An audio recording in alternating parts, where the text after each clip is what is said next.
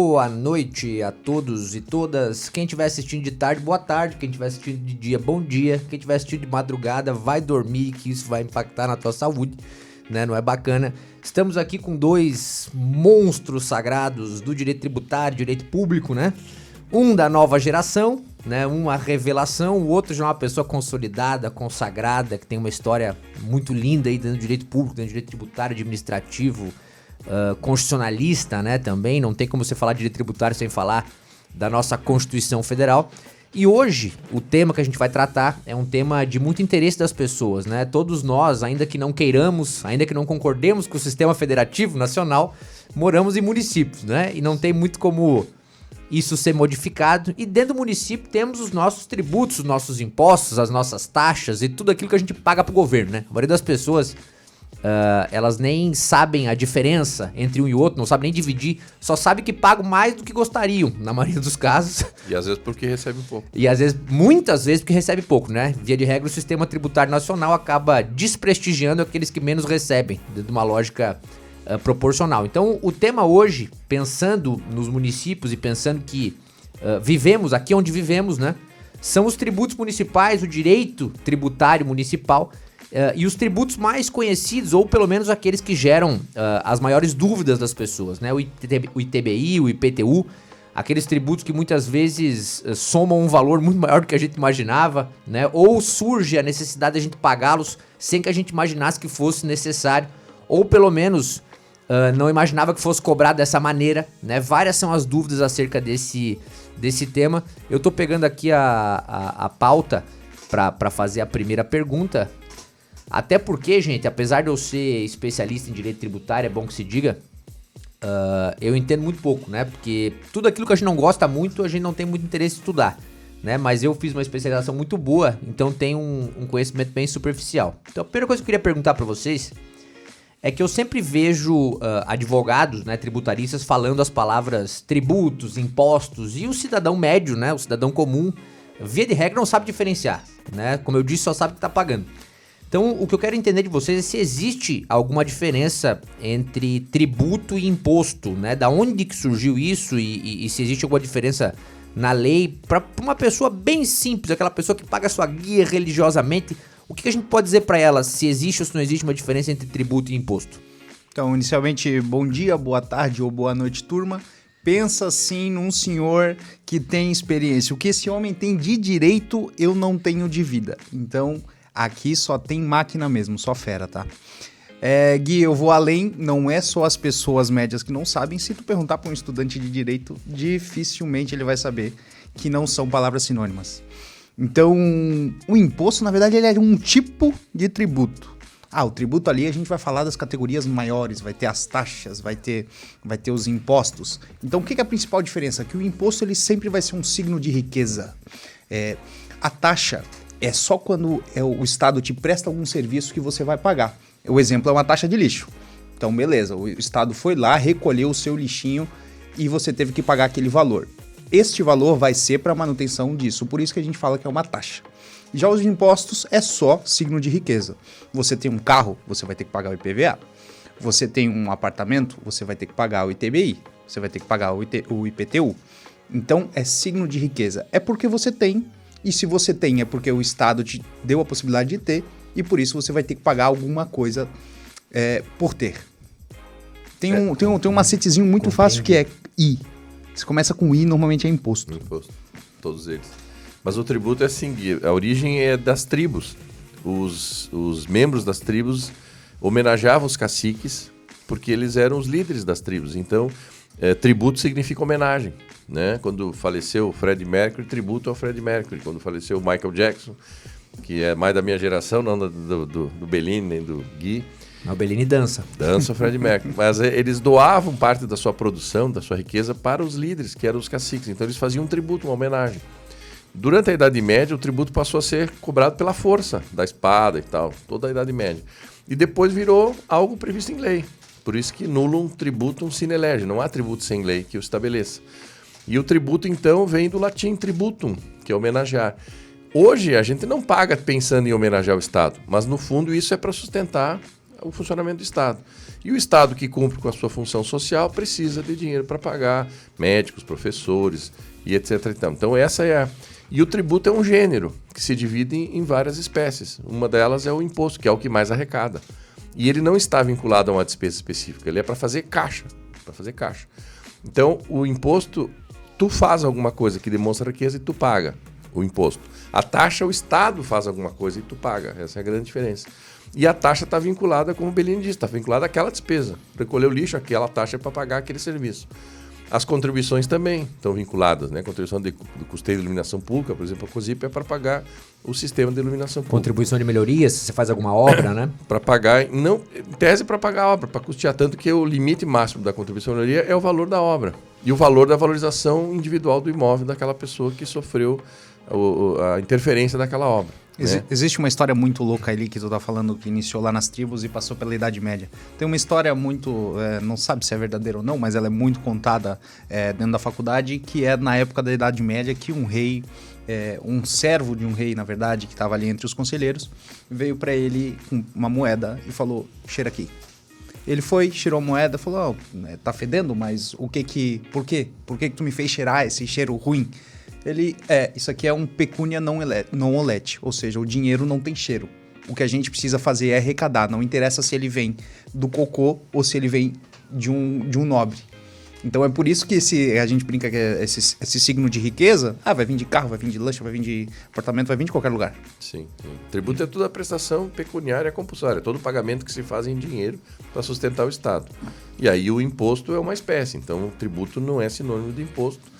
É apenas uma das espécies. Aí tem contribuições sociais, tem o empréstimo compulsório, que também é considerado um tributo, embora o STF ache que não, mas no fundo o empréstimo compulsório que a União pode instituir, que foi na época do Collor, foi tomada a poupança, era um empréstimo compulsório. Está previsto lá no 148, no artigo 148 da Constituição. Crente, os pais, chega até um arrepio no povo, né? De lembrar dessa... Tomar a poupança. Então, o imposto, ou os impostos, por exemplo, a União tem 7. Os estados 3 e os municípios têm direito a outros 3. No caso, nós estamos tratando dos municípios, é o que o Bellini falou, o ITBI, né, que é na transmissão de bens imóveis a título oneroso, o IPTU, Imposto Predial e Territorial Urbano, e o ISS, que é o Imposto sobre Serviço. Quem presta serviço, paga. Então é a pessoa que faz alguma coisa que demonstra uma certa riqueza e o Estado, desse eu posso cobrar, porque ele tem capacidade contributiva.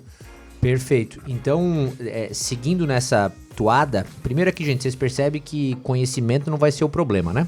Vocês notaram que não tem zero dificuldade de fazer a explicação sobre os conceitos aqui, tanto do ponto de vista acadêmico quanto prático. Então, nessa perspectiva, entendendo que o ITBI, então o imposto, como vocês me ensinaram e ensinaram para as pessoas aqui, essa espécie desse gênero tributo, explique um pouquinho da onde que ele surge. Se eu fizer o quê? Eu vou ter que pagar o ITBI. Tentem usar algum tipo de exemplo para uma pessoa comum ou um acadêmico em início de carreira compreender. Toda pessoa que adquire um imóvel, certo, deve recolher esse imposto para o município. Então, se hoje... título oneroso. Entendi. Se tu receber por doação ou por herança, isso que eu ia perguntar. Aí é estadual. Aí tu recolhe o ITCMD, Imposto de Transmissão, Causa Mortes ou Doações. Mas eu vou pagar para a prefeitura, para o município, para os cofres municipais. Isso. Se eu resolver sair daqui, tenho 500 mil na minha conta e for comprar um apartamento, eu vou pagar ITBI. O valor que o município estabelecer na lei municipal. Então, por exemplo, em Balneário, né, nós estamos aqui agora em Balneário, é 3% sobre o valor venal do imóvel. O valor venal é o valor do imóvel ao preço do mercado no dia da negociação. Isso é valor venal, não é o valor aquele defasado que é o cadastral. E aí, por exemplo, em Balneário é 3% e em Itapema é 1,5%. Assim, então, antes de passar a palavra para o Bellini, então existe uma diferença entre os municípios. Então, se eu moro em Balneário e Camboriú, que são cidades vizinhas que já foram a mesma cidade, pode haver uma cobrança de ITBI diferente Sim. em Balneário em relação a Camboriú. A alíquota pode ser diferente. E a alíquota para as pessoas entenderem, a base de cálculo, gente, aqui é um conhecimento que ainda me restou do tempo de academia, né? A base de cálculo é o valor, né, contemplado por aquela riqueza, por aquela propriedade que você está comprando, e a alíquota é uma porcentagem que ela é, na verdade, multiplicada por esse valor de base de cálculo. Então, por exemplo, se você compra alguma coisa de 500 mil reais em Balneário Camboriú, o teu ITBI vai ser esse 500 mil reais multiplicado... 15 mil, multiplicado por 3%. Já em Camboriú, se for, é 1,5? Itapema 1,5. Vai ser 7,5. Vai ser metade disso. Exatamente. Porque a fixação se dá por cada lei ordinária feita em cada município. E a sigla ITBI, ela não é por acaso. Até aí os políticos pensaram. Ela é um imposto de transmissão de bens imóveis. Então o nome já resume. Transmitiu, vendeu, comprou, é bem e é imóvel, você vai ter que pagar esse ITBI. E o contribuinte é o adquirente, não é o vendedor. Então, Quem paga, no caso. No momento que ele registra no cartório de registro de imóveis, é o momento do fato gerador desse tributo. Às vezes, alguns municípios cobram na feitura da escritura, e não pode, porque ainda não chegou a transmissão definitiva do imóvel, que se dá apenas no registro de imóveis. E daí tem aquela...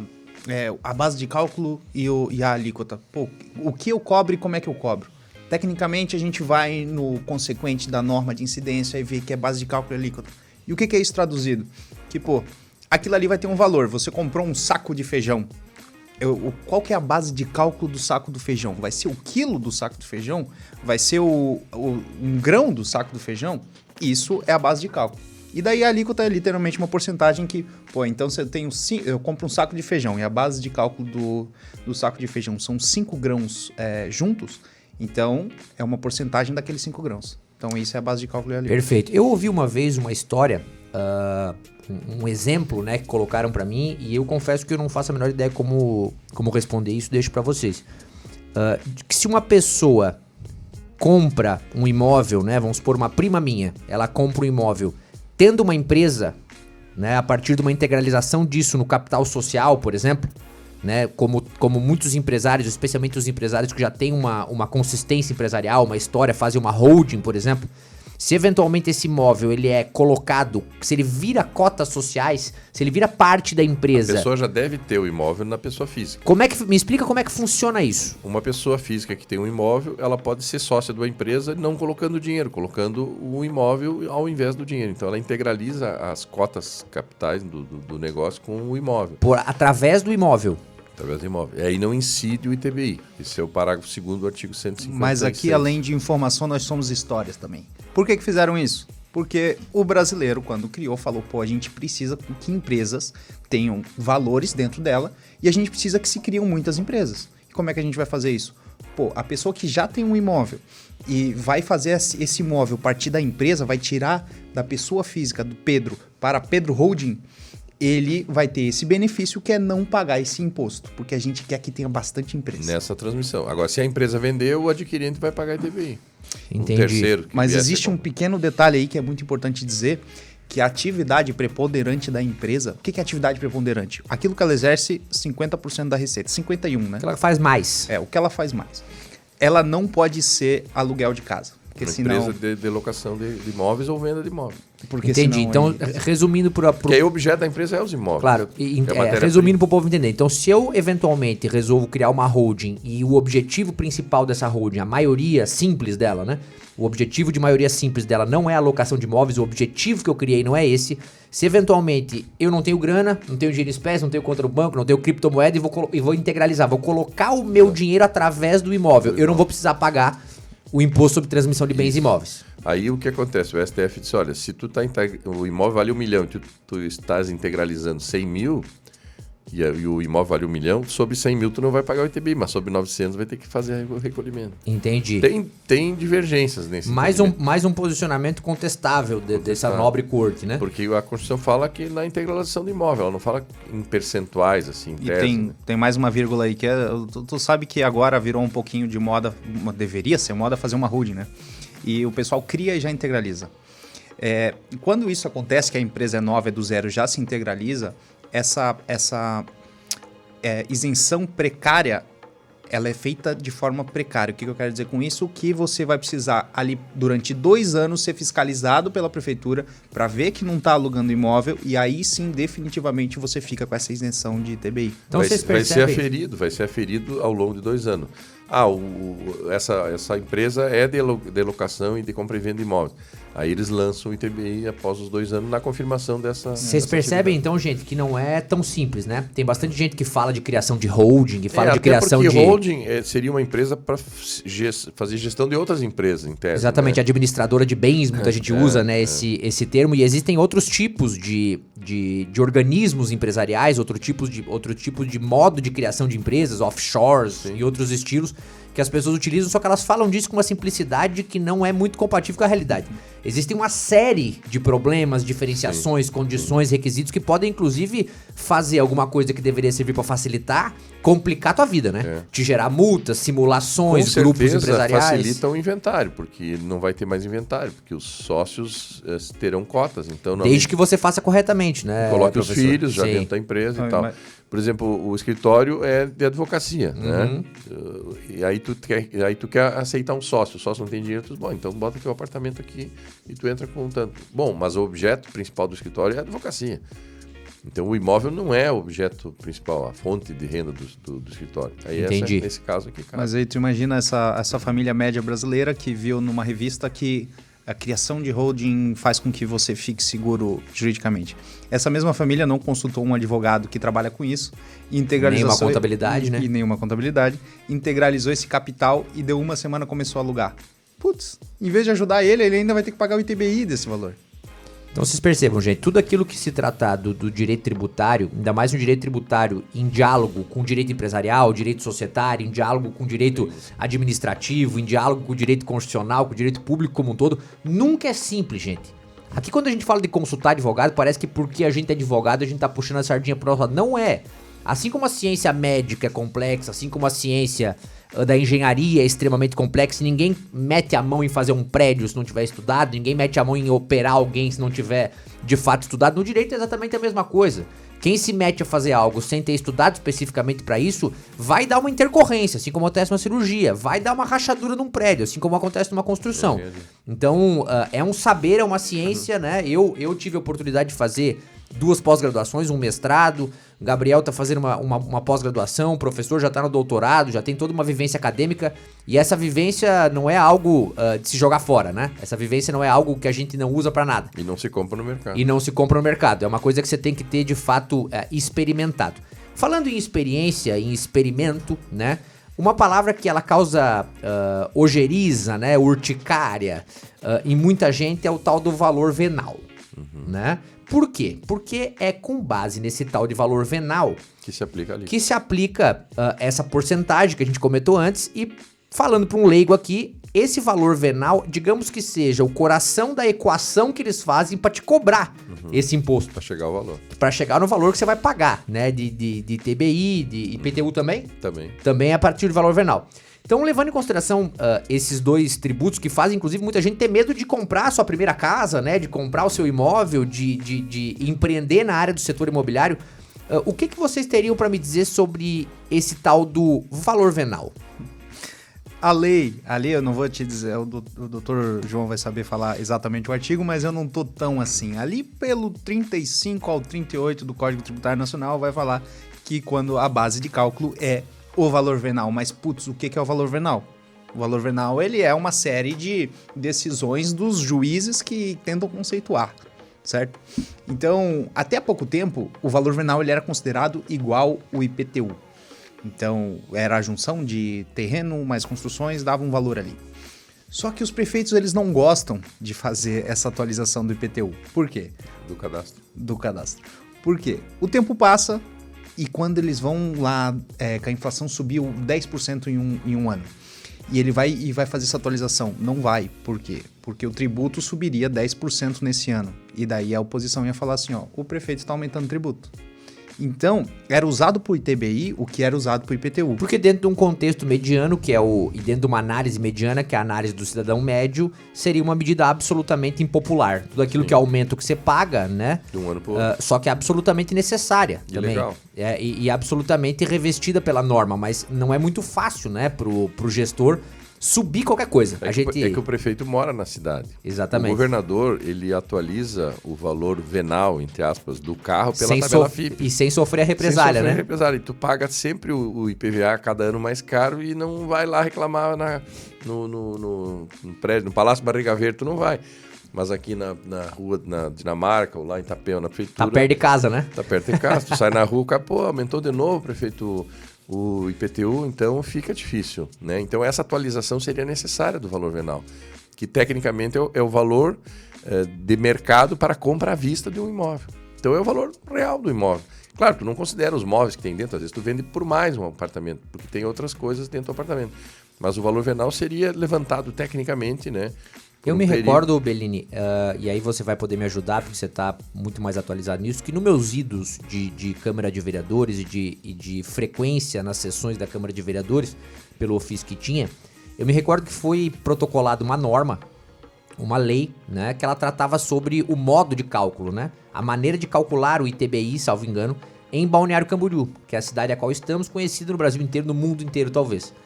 E, se bem me lembro, se não me falha a memória, haveria alguma parte dessa equação, eles baseavam inclusive em recortes de jornal, né, no valor que ele era colocado nos diários oficiais, no valor que era vendido a preço de mercado. Então, existe uma variação no modo de calcular esse conceito de valor venal entre uma cidade e outra? Existe essa liberdade em tese ou não? Sim, Guilherme, depois que eles começaram ali essa situação de vinculação de IPTU, veio uma decisão e falou, não, vocês não vão vincular. Como é que era feito antes? Exatamente desse jeito. A prefeitura botava o valor que eles queriam conforme a lei municipal e não tinha choro. Então, exatamente, o que eles faziam era o valor de mercado histórico. Mas eu tenho um exemplo muito louco, que eu tinha um cliente que ele comprou um apartamento em 2017 e outro comprou em 2018. O mesmo apartamento, aliás, o apartamento colado em parede, no mesmo andar, no mesmo prédio. A prefeitura avalizou os dois em R$300 mil de diferença. Então, como é que tu explica que com valores objetivos e normas similares, apartamento igual tem valor diferente? Ou furou, né? Deve ter alguma banheira, algum negócio dentro do STJ disse que vale a declaração do contribuinte no contrato que ele fez. Ele fez o contrato de compra e venda, vale. Se o município não acredita nesse valor, achando que é mais baixo e o recolhimento será menor, tem que abrir um processo administrativo e provar. Porque o município é que está dizendo que não confia naquele contrato. Então ele tem que demonstrar com todas as garantias constitucionais, da ampla defesa, do contraditório. Professor, então para as pessoas que não entendem aqui, eu fazendo o papel do ignorante, que de fato sou, então se eu resolvo comprar um imóvel e eu, na malandragem, né, e eu eventualmente, imaginemos um Guilherme descumpridor da norma, né, querendo fazer manobra para gastar menos dinheiro, eu vou lá e coloco no meu contrato de compra e venda a registrar no cartório um valor 10 vezes menor que de fato o valor do imóvel. Isso vai chegar lá na prefeitura. A pessoa responsável por esse setor vai olhar e vai dizer, pelo amor de Deus, isso aqui não tá certo. Ela vai fazer o quê, professor? Esse tributo ele é lançado por declaração. É o lançamento por declaração. Isso quer dizer o quê? Que a pessoa vai e declara. Ah, tá. Por conta própria. Eu estou comprando e estou comprando por tanto. Aí o município lança o tributo pela declaração dela. Se o município acredita no que está dito no contrato, ele emite uma guia, um documento de arrecadação. No município é DAN, né? Documento de arrecadação municipal. Em nível federal é a DARF. E aí o município lança, ele vai num banco, paga, vai para o cartório, faz a escritura e depois registra esse imóvel. Se a prefeitura aceita um valor muito baixo, o próprio cartório, que vai cobrar as custas sobre o valor também, certo? Vai duvidar também. Aí ele vai suscitar dúvida no judiciário, vai atrasar a tua transação. Então as pessoas normalmente dizem, não, tudo bem, eu declarei tanto, mas vale tanto e ela quer fazer a transferência. Normalmente elas aceitam que o município, mas tem lugares que o município exagera nesse valor. E aí é interessante abrir um processo. Eles aí abrem um processo administrativo e fazem, então, o valor. Aí tem que nomear perito, tem toda uma... Vamos situar os nossos ouvintes aqui só para dizer como é que era um antes e depois disso muito rápido. Antigamente, você declarava um valor super abaixo, ele já vinha, te multava, paulada, você paga. E você paga uma multa sobre isso. Agora, a grande diferença que é essa desvinculação do IPTU é que agora você tem uma presunção de que o valor que você está apresentando é correto. Só que não é por isso que tu vai sonegar, que tu vai fazer essa situação de declarar 10 vezes por baixo. Por quê? Porque o município vai vir, vai fazer o mesmo arbitramento no mesmo sistema e vai ferrar contigo.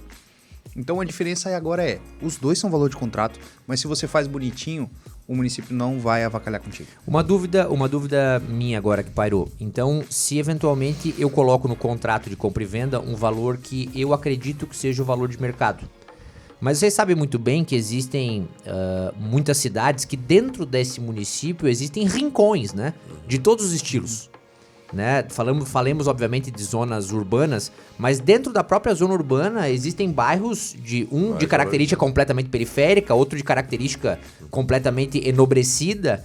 E existem determinados locais que são locais que ainda o próprio mercado não conseguiu fazer uma avaliação muito fidedigna. Florianópolis acontece muito isso, já vivi com clientes, inclusive, no escritório. Então, se eventualmente o valor de mercado tiver uma discussão, digamos que existe uma discussão sobre o valor de um imóvel.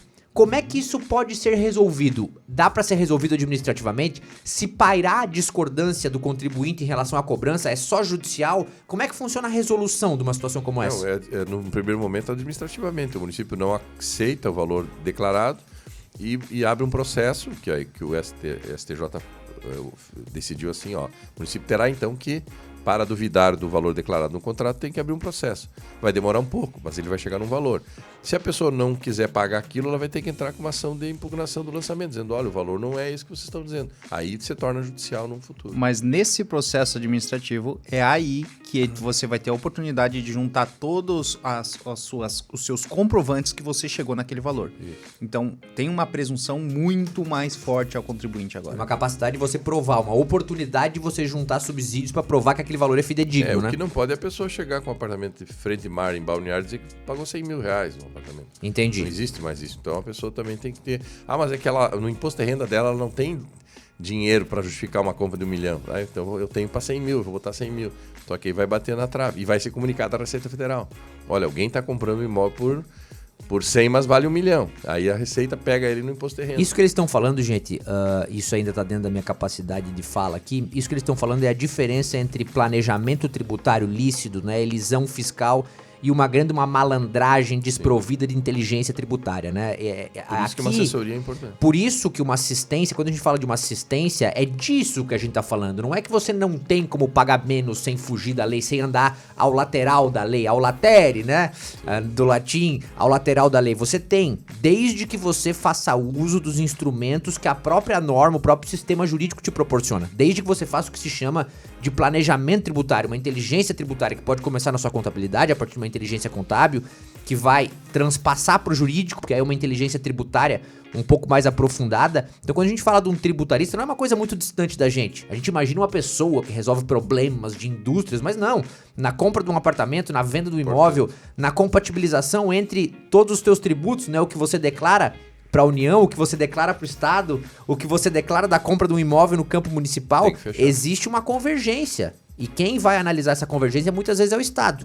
E aí quando chega uma multa estratosférica para você, você fica surpreso, sendo que você não aproveitou as oportunidades que tinha de fazer um planejamento inteligente disso. E completando a pergunta, vou resolver 100% na via administrativa? Não vai. Dificilmente o município revê os próprios atos. Então, para este caminho, existe a ação judicial que ali, dificilmente, se você estiver correto, não vai ser arrumado. Às vezes, alguns municípios já instalaram o Conselho Superior de Recursos. Aí, em primeira instância, o auditor julga e a segunda instância vai para um conselho, que é paritário. Então, tem metade da sociedade e metade são auditores ou procuradores do município. Então, há uma chance maior num recurso administrativo tentar provar que aquele imóvel vale aquele valor que foi declarado. Mas isso tem municípios pequenos que ainda não instituíram, por isso que uma reforma tributária, às vezes municipal, possibilita instituir isso, organizar essa questão do segunda instância. Muito bacana. Você veja como essa estruturação dos sistemas, né, dos organismos, tanto os organismos mais democráticos, né, como os conselhos, como os organismos que fazem análise, inclusive, da necessidade de você pagar o imposto ou não, de você pagar um tributo ou não, passa por você, primeiro, votar direito, né, professor? Escolher quem tem a mínima capacidade de fazer uma análise desse nível, porque isso que a gente tá falando aqui é o que chega nos teus cofres, né? É o que impacta no teu bolso, é o que impacta no salário que você ganha, é o que impacta no suor que você tem. Então, chegando perto do momento de eleição, acho que é dever cidadão nosso dizer que tudo isso que a gente tá conversando deveria ser de sapiência, de ciência do votante, né? Do eleitor, porque a pessoa que não souber, que não tiver o mínimo de uma base de conhecimento sobre isso, significa que ela vai lidar com coisas que você vai pagar, e vai pagar muito caro sem saber, sem ter a menor ideia do que ela tá fazendo. E depois, existem maneiras, né, dos municípios, através da contratação de escritórios, de consultores, de outras pessoas, fazer a reforma administrativa, fazer uma reforma das suas normas instituidoras, seja o Código Tributário Municipal, seja a lei que estatue todo o regramento dos servidores públicos ou que institui os tributos, para que isso fique mais organizado e gere a economia que vai te impactar lá na ponta, né? Que é uma segurança para o município e para o cidadão, que é o contribuinte, né, desses tributos. Então o município perde também uma legislação desatualizada, e o cidadão também, porque não entende o que está escrito. Balneário tem uma legislação de 73, então já mereceria uma revisão interessante. Camboriú foi feito, ainda está aguardando ir para a Câmara, mas Bombinhas está terminando. Penha, Pissarras, Itapema, todos já fizeram uma revisão nesse sentido. Então, esses municípios tiveram uma preocupação já nesse sentido. Então, todos os municípios deveriam tomar essa atitude. Pensar nisso, né? A sociedade evolui, as normas têm que evoluir junto. Exatamente. A Constituição é de 88, tu tem uma lei muito antiga, às vezes pode dar problema para o fiscal, para o auditor, para o próprio Conselho de Contribuintes para julgar, onde é que eu vou tirar essa solução desse problema? Por isso que é importante essa atualização. Gente, chegamos ao final da pauta aqui.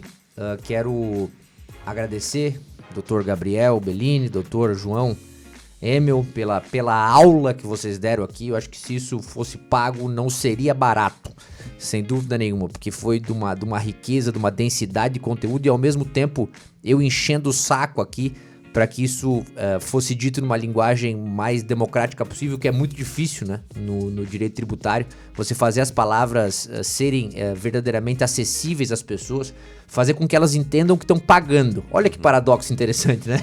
Todo mundo tem direito de saber o que aquilo tá que a gente paga, a gente tem dificuldade de entender. Será por quê, né? Será por quê que a norma tributária, que é aquela que a gente paga, é uma das mais difíceis de entender, né? De buscar, de ter acesso, e é uma das que, na verdade, mais são legisladas, né? Normas dentro dos organismos que criam regulamentações sobre o que a gente paga, sobre a maneira que a gente paga, são feitas todos os dias aos montes. E é muito difícil pro ser humano médio, para aquele cidadão comum, trabalhador, que não tem muito tempo, compreender isso tudo. Então, com esses podcasts, né, com essas conversas, a gente vai tentar, pouquinho a pouquinho, não vai conseguir exaurir tudo isso, mas pouquinho a pouquinho ir ajudando vocês. Então, assistam, eu vou incomodar para que vocês assistam, porque dentro dessa conversa aqui não tenho dúvida que teve muito valor. Quero agradecer os patrocinadores que ainda não existem, né? Mas espero que existam. Então, todas as grandes redes, né, todas as grandes franqueadoras, todas as grandes indústrias, supermercados, construtoras e todas as grandes empresas que querem apoiar um podcast honesto, com muita informação rica, fica aqui a oportunidade de fazê-lo.